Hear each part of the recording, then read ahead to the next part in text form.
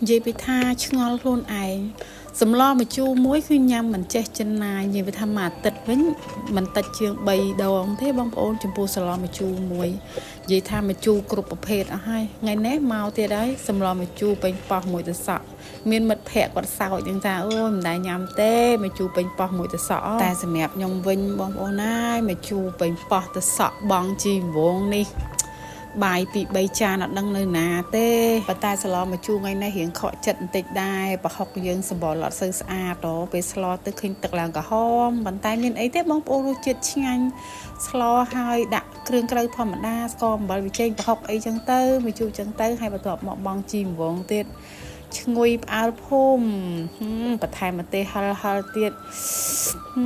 ឆ្ងាញ់ណាស់បងប្អូនអើយដល់មកវិចខ្ចប់យកទៅកន្លែងធ្វើការទៀតហើយខ្ញុំគាត់ស្លោឆ្អិនភ្លាមដួសដាក់ចានស្រាក់កម្ដៅចឹងទៅហើយទៅដល់កន្លែងមកបាយយើង